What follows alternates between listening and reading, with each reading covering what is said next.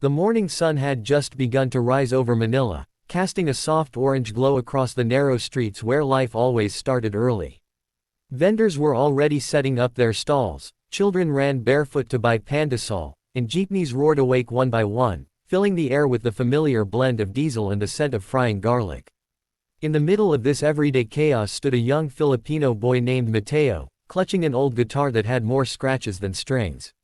The wood was cracked near the base, the tuning pegs barely held together by tape, and the strap was nothing more than an old shoelace tied into desperate knots. But to Mateo, it was the most precious thing he owned, maybe the only thing he truly had. He stood at his usual spot, a busy sidewalk beside a tiny store that sold soft drinks, candies, and phone load. It was the place where foot traffic never stopped, where people would eventually notice him, even if only for a moment. Mateo adjusted the guitar against his chest, inhaled deeply, and tried to steady the nervous flutter in his stomach. Hunger made his head feel light, and he hadn't had breakfast, but he tried to ignore it. Hunger was something he had grown used to. What he couldn't get used to was the sadness he saw in his mother's eyes every time she tried to assure him things would be okay.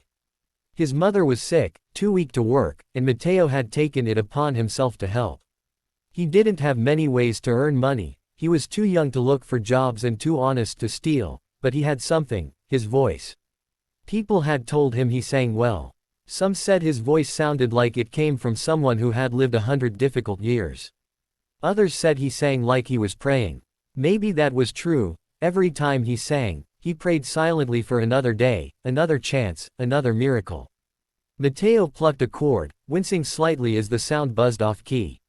The missing sixth string made every song incomplete, but he had learned to adjust, to compensate, to adapt, much like he had learned to navigate life. He cleared his throat, looked at the passing crowd, and began to sing. At first, no one paid much attention. A group of students rushed by, laughing loudly, paying no mind to the boy standing on the corner. A tired office worker gave him a quick glance, then checked his watch anxiously before hurrying toward a jeepney. A vendor pushing a cart of roasted peanuts passed him with a sympathetic smile but no coin to offer. Still, Mateo kept singing. His voice started soft, unsure, but then grew steadier with each line. The melody floated above the street noise, carried by emotion more than strength. People began to slow down, just slightly, as if the sound stirred something familiar inside them. Mateo sang about dreams, about storms, about finding light even when everything around you felt dark. The song wasn't famous, he had written it himself, late at night while watching his mother struggle to breathe. He believed that if he poured his heart into the lyrics, someone would feel it. A pair of tourists walking hand in hand stopped for a moment. One of them whispered something to the other, then pulled out a phone and started recording. Mateo didn't notice at first. His eyes were closed as he let the song guide him, imagining a world where he wasn't singing for coins but for people who came to listen.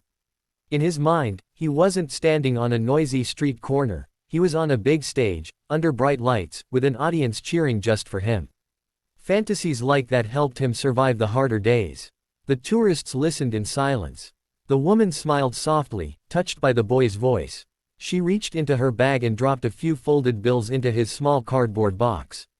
Mateo opened his eyes just in time to see them walking away, waving at him. He smiled back shyly, grateful beyond words. The noise of Manila grew louder. A vendor shouted out lunch specials, construction workers hammered away at a nearby building, and tricycles honked for passengers. Yet somehow, Mateo's voice kept rising above the noise like a fragile but determined flame. More people stopped now, a mother holding her child, a young man drinking iced coffee, a group of teenagers scrolling through their phones. Some only stayed for a few seconds, others lingered curiously. A few dropped coins into his box, others walked away without giving anything. But every moment mattered. Every coin mattered. The store owner stepped outside and nodded at Mateo. "Ang ganda ng boses mo, Hio," he said. "Keep going." Mateo nodded politely and kept singing. Encouragement like that fueled him more than any meal could. But then, as the sun climbed higher and the air grew hotter, Mateo's throat began to burn.